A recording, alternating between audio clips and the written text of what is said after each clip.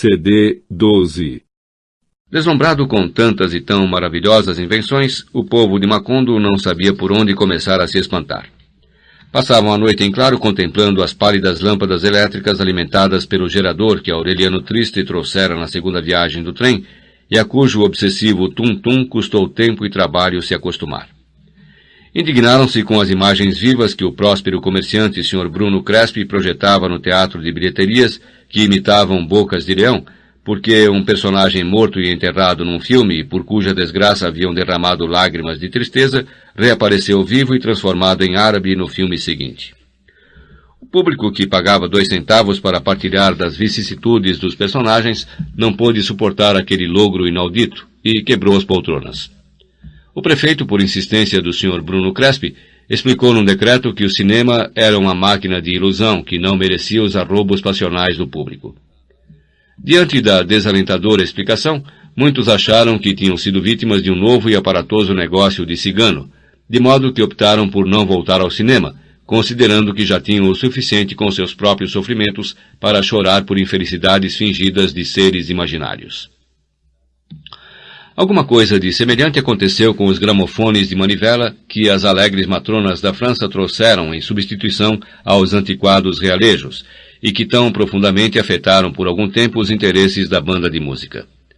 No princípio, a curiosidade multiplicou a clientela da Rua Proibida, e soube-se até de senhoras respeitáveis que se disfarçavam de malandro para observar de perto a novidade do gramofone. Mas o observaram tanto e de tão perto que muito rapidamente chegaram à conclusão de que não era um moinho de brinquedo, como todos pensavam, e como as matronas diziam, mas um truque mecânico que não podia se comparar com uma coisa tão comovedora, tão humana e tão cheia de verdade cotidiana como uma banda de música. Foi uma desilusão tão séria que quando os gramofones se popularizaram a ponto de haver um em cada casa, não foram encarados como objetos para a diversão dos adultos, mas como uma coisa boa para as crianças desmontarem. Em compensação, quando alguém do povoado teve a oportunidade de comprovar a crua realidade do telefone instalado na estação da estrada de ferro, que por causa da manivela se considerava como uma versão rudimentar do gramofone, até os mais incrédulos se desconcertaram. Era como se Deus tivesse resolvido pôr à prova toda a capacidade de assombro e mantivesse os habitantes de Macondo num permanente vai-vem do alvoroço ao desencanto, da dúvida à revelação, ao extremo de já ninguém poder saber com certeza onde estavam os limites da realidade. Era uma intrincada maçaroca de verdade e miragens que provocou convulsões de impaciência no espectro de José Arcádio Buendia debaixo do castanheiro e o obrigou a vagar por toda a casa mesmo em pleno dia. Desde que a estrada de ferro foi inaugurada oficialmente e o trem começou a chegar com regularidade toda quarta-feira às 11 e que se construiu a primitiva estação de madeira com um escritório, o telefone e um guichê para vender as passagens, eram vistos nas ruas de Macondo homens e mulheres que fingiam atitudes comuns e correntes, mas que na verdade pareciam gente de circo. Num povo escaldado pela praga dos ciganos, não havia um bom futuro para aqueles equilibristas do comércio ambulante que com o mesmo desembaraço ofereciam uma panela de apito e um regime de vida para a salvação da alma no 7º dia. Mas entre os que se deixavam convencer pelo cansaço e os incautos de sempre, faziam excelentes negócios. Entre essas criaturas de farândula, com culotes e polainas, chapéu de cortiça, óculos com armação de aço, óleos de topázio e pele de galo fino, numa das tantas quartas-feiras, chegou a Macondo e almoçou em casa o rechonchudo e sorridente Mr. Herbert.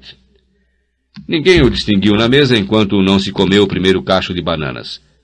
Aureliano II encontrara-o por acaso protestando num espanhol trabalhoso porque não havia um quarto livre no hotel do Jacó, e, como fazia com frequência com muitos forasteiros, levou-o para casa.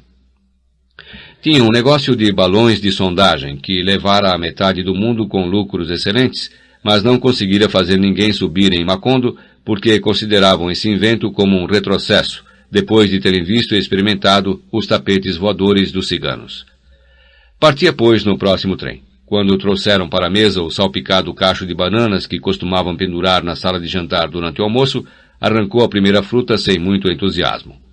Mas continuou comendo enquanto falava, saboreando, mastigando, mais com distração de sábio do que com deleite de bom comedor. Mas ao terminar o primeiro cacho, suplicou que lhe trouxessem outro. Então tirou da caixa de ferramentas que sempre trazia consigo um pequeno estojo de aparelhos ópticos. Com a incrédula atenção de um comprador de diamantes, examinou meticulosamente uma banana, seccionando as suas partes com um estilete especial, pesando-as numa balancinha de farmacêutico e calculando a sua envergadura com um calibrador de armeiro. Em seguida, tirou da caixa uma série de instrumentos com os quais mediu a temperatura, o grau de umidade da atmosfera e a intensidade da luz. Foi uma cerimônia tão intrigante que ninguém comeu tranquilo esperando que Mr. Herbert emitisse por fim um juízo revelador, mas ele não disse nada que permitisse vislumbrar as suas intenções. Nos dias seguintes, foi visto com uma rede e um cestinho, caçando borboletas nos arredores do povoado. Na quarta-feira chegou um grupo de engenheiros, agrônomos, hidrólogos, topógrafos e agrimensores, que durante várias semanas exploraram os mesmos lugares onde Mr. Herbert caçava borboletas. Mais tarde chegou o Sr. Jack Brown, num vagão suplementar que haviam enganchado no rabo do trem amarelo e que era todo laminado de prata, com poltronas de veludo episcopal e teto de vidros azuis.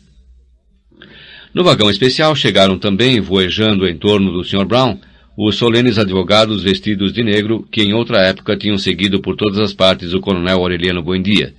E isto fez o povo pensar que os agrônomos, hidrólogos, topógrafos e agrimensores, assim como Mr. Herbert com os seus balões de sondagem e as suas borboletas coloridas, e o Sr. Brown com o seu mausoléu sobre rodas e os seus ferozes cães policiais, tinham alguma coisa que ver com a guerra.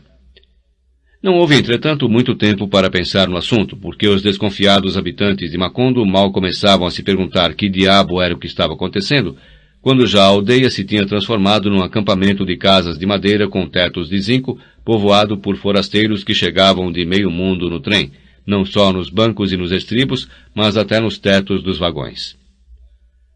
Os americanos, que depois trouxeram as suas mulheres lânguidas com roupas de musselina e grandes chapéus de gaze, fizeram uma aldeia à parte do outro lado da linha do trem, com ruas orladas de palmeiras, casas com janelas com tela metálica, mesinhas brancas nos terraços e ventiladores de paz pendurados no teto, e extensos prados azuis com pavões e codornas. O setor estava cercado por uma rede metálica, como um gigantesco galinheiro eletrificado que nos frescos meses de verão amanhecia negro de andorinhas esturricadas. Ninguém sabia ainda o que desejavam ou se na verdade seriam apenas filantropos, e já tinham ocasionado um transtorno colossal, muito mais perturbador que o dos antigos ciganos, mas menos transitório e compreensível. Dotados de recursos que em outra época estavam reservados à divina providência, modificaram o regime das chuvas, apressaram o ciclo das colheitas e tiraram o rio de onde sempre esteve e o puseram com as suas pedras brancas e as suas correntes geladas no outro extremo da povoação, atrás do cemitério.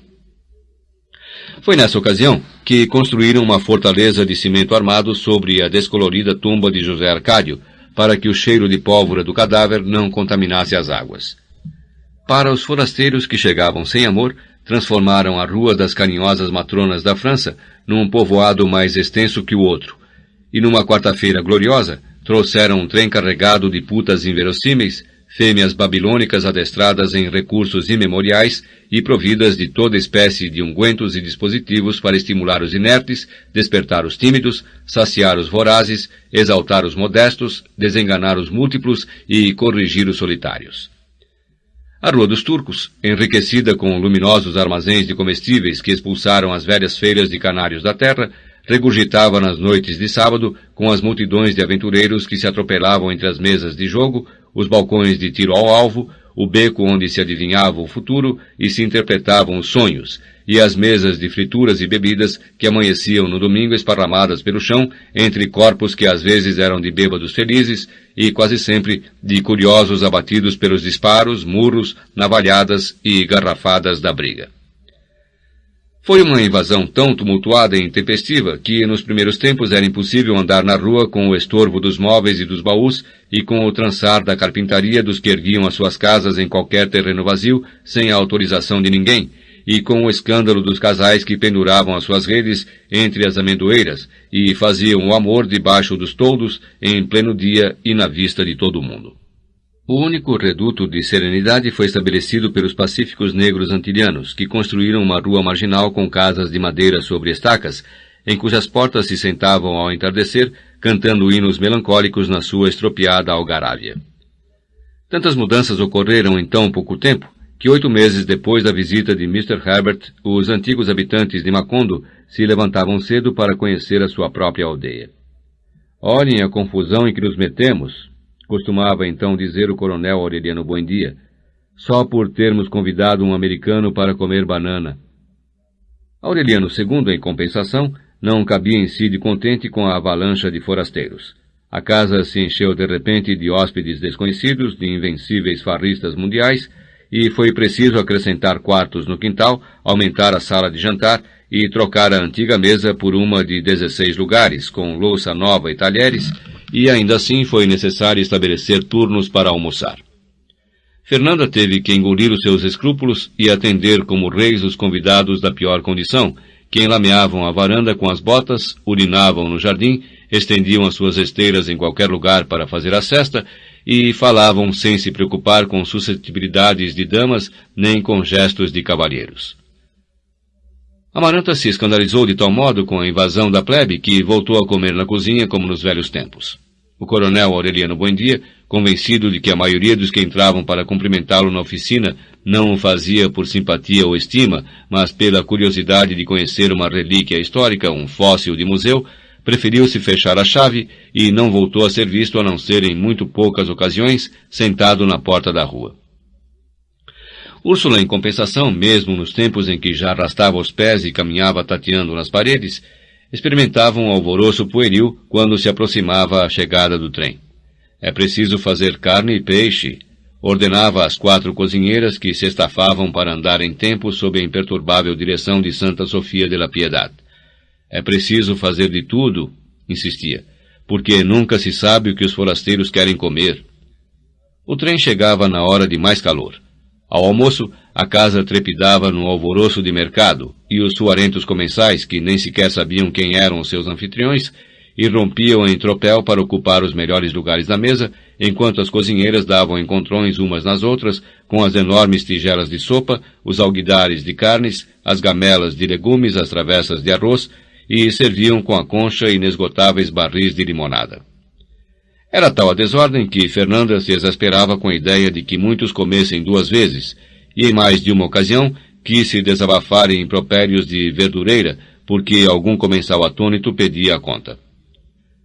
Mais de 1 ano se passara desde a visita de Mr. Herbert, e a única coisa que se sabia era que os americanos pretendiam plantar bananeiras na região encantada que José Arcádio Buendia e os seus homens tinham atravessado, procurando a rota das grandes invenções. Outros 2 filhos do coronel Aureliano Buendia, com a sua cruz de cinza na testa, chegaram arrastados por aquele arroto vulcânico e justificaram a sua decisão com uma frase que talvez explicasse as razões de todos.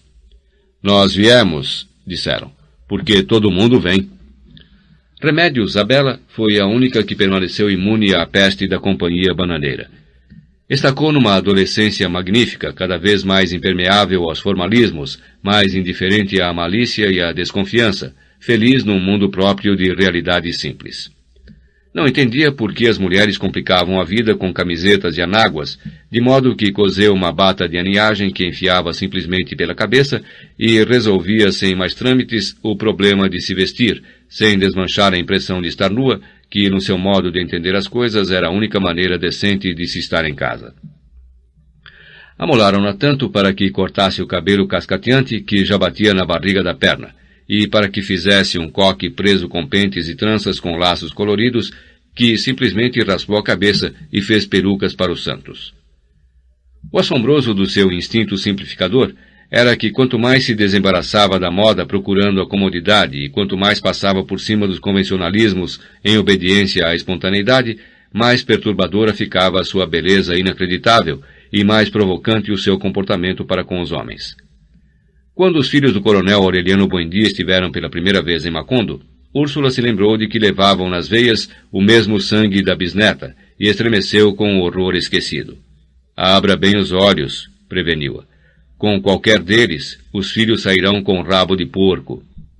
Ela fez tão pouco caso da advertência que se vestiu de homem e se espojou na areia para subir no pau de sebo, e esteve a ponto de ocasionar uma tragédia entre os 17 primos transtornados pelo insuportável espetáculo.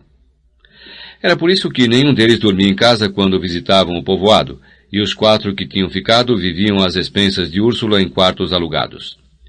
Entretanto, o Remédio Zabela teria morrido de rir se tivesse sabido daquela precaução. Até o último instante em que esteve na terra, ignorou que o seu irreparável destino de fêmea perturbadora era uma desgraça cotidiana. Cada vez que aparecia na sala de jantar, contrariando as ordens de Úrsula, causava um pânico de exasperação entre os forasteiros. Era evidente demais que estava inteiramente nua sob a bata grosseira, e ninguém podia entender que o seu crânio pelado e perfeito não fosse um desafio, e que não fosse uma criminosa provocação o descaro com que descobria as coxas para aliviar o calor e o prazer com que chupava os dedos depois de comer com as mãos. O que nenhum membro da família jamais soube foi que os forasteiros não tardaram a perceber que Remédio Zabela desprendia um hálito perturbador, uma brisa de tormento que continuava sendo perceptível várias horas depois de ela ter passado. Homens experimentados nos transtornos do amor vividos no mundo inteiro afirmavam não ter padecido nunca de uma ansiedade semelhante à que produzia o perfume natural de Remédio Zabela. Na varanda das begônias, na sala de visitas, em qualquer lugar da casa, se podia assinalar o lugar exato onde estivera e o tempo transcorrido desde que deixara de estar. Era um rastro definido, inconfundível, que ninguém da casa podia distinguir porque estava incorporado há muito tempo aos cheiros cotidianos, mas que os forasteiros identificavam imediatamente. Por isso, eram eles os únicos que entendiam que o jovem comandante da guarda tivesse morrido de amor e que um cavaleiro vindo de outras terras tivesse caído em desespero. Inconsciente da aura inquietante em que se movimentava, do insuportável estado de íntima calamidade que provocava a sua passagem, Remédio Zabela tratava os homens sem a menor malícia e acabava de transtorná-los com as suas inocentes complacências. Quando Úrsula conseguiu impor a ordem de que comesse com amaranta na cozinha para que os forasteiros não a vissem, ela se sentiu mais cômoda porque, afinal de contas, ficava a salvo de qualquer disciplina. Realmente tanto fazia comer em qualquer lugar, e não em horas fixas, mas de acordo com as alternativas do seu apetite. Às vezes se levantava para almoçar às 3 da madrugada, dormia o dia inteiro e passava vários meses com os horários trocados até que algum incidente casual voltava a pô-la em ordem.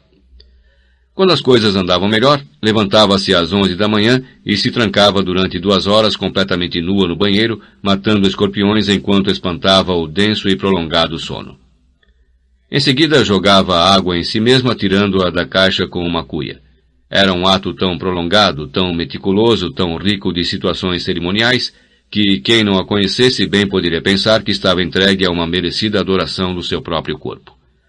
Para ela, entretanto, aquele rito solitário carecia de qualquer sensualidade, e era simplesmente uma maneira de matar o tempo enquanto não sentia fome. Um dia, quando começava a se banhar, um forasteiro levantou uma telha do teto e ficou sem respiração diante do tremendo espetáculo de sua nudez. Ela viu os olhos aflitos através das telhas quebradas e não teve nenhuma reação de vergonha, mas sim de preocupação.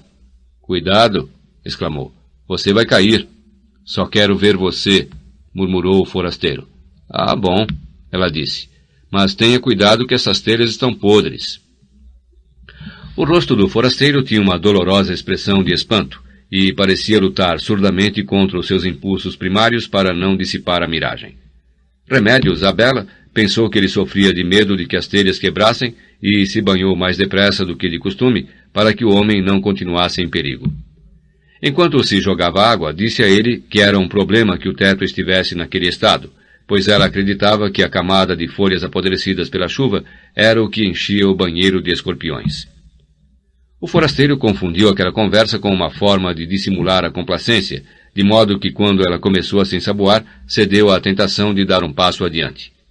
"Deixe-me ensaboá-la", murmurou. "Agradeço a sua boa intenção", disse ela, "mas posso perfeitamente fazê-lo sozinha com as minhas 2 mãos. Só as costas", suplicou o forasteiro. "Seria um desperdício", ela disse. "Nunca se viu ninguém ensaboar as costas." Depois, enquanto se enxugava, o forasteiro implorou com os olhos cheios de lágrimas que se casasse com ele. Ela lhe respondeu sinceramente que nunca se casaria com um homem tão bobo que perdia quase 1 hora e até ficava sem almoçar só para ver uma mulher tomar banho.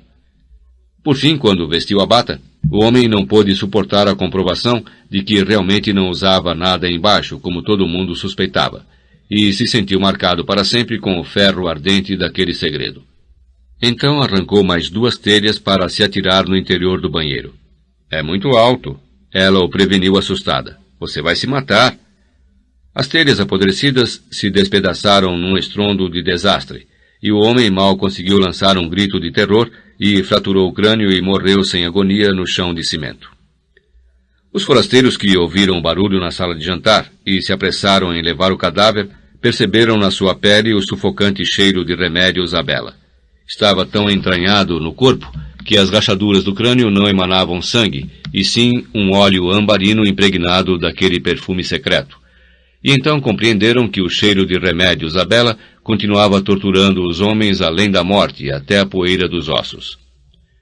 Entretanto, não relacionaram aquele acidente de horror com os outros 2 homens que haviam morrido por remédios à bela. Faltava ainda uma vítima para que os forasteiros e muitos dos antigos habitantes de Macondo dessem crédito à lenda de que Remédios Buendia não exalava o sopro de amor, mas sim um fluxo mortal. A ocasião de comprová-lo se apresentou meses depois, numa tarde em que Remédios Abela foi com um grupo de amigas conhecer as novas plantações.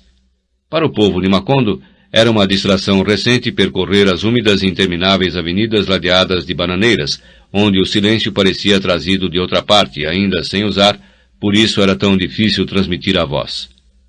Às vezes não se entendia muito bem o que era dito a meio metro de distância, e que, entretanto, se tornava perfeitamente compreensível no outro extremo da plantação. Para as moças de Macondo, aquela brincadeira nova era motivo de risadas e sobressaltos, de sustos e zombarias, e de noite se falava do passeio como de uma experiência de sonho. Era tal o prestígio daquele silêncio que Úrsula não teve coragem de privar Remédios Abela da diversão e lhe permitiu ir numa tarde desde que pusesse um chapéu e uma roupa adequada. Assim que o grupo de amigas entrou na plantação, o ar se impregnou de uma fragrância mortal. Os homens que trabalhavam nas valas se sentiram possuídos por uma estranha fascinação, ameaçados por um perigo invisível, e muitos sucumbiram à terrível vontade de chorar. Remédios Abela e suas espantadas amigas conseguiram se refugiar numa casa próxima, quando estavam já para serem assaltadas por um tropel de machos ferozes. Pouco depois, foram resgatadas pelos 4 aurelianos, cujas cruzes de cinza infundiam um respeito sagrado, como se fossem marca de casta, selo de invulnerabilidade. Remédios Abela não contou a ninguém que um dos homens, aproveitando o tumulto, conseguira agredi-la no ventre com uma mão que mais parecia uma garra de águia aferrada aos borbos de um precipício. Ela enfrentara o agressor numa espécie de deslumbramento instantâneo e vira os olhos desconsolados que ficaram impressos no seu coração como uma brasa de compaixão.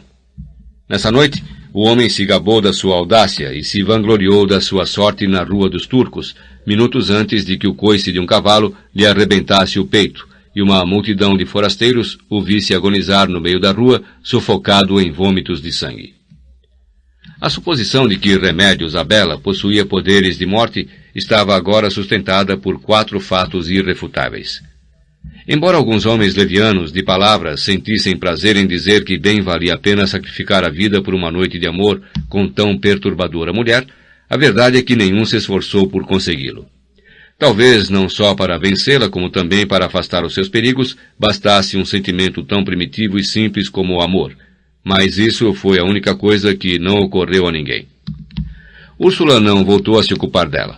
Em outra época, quando ainda não renunciava ao propósito de salvá-la para o mundo, procurou interessá-la nos assuntos elementares da casa.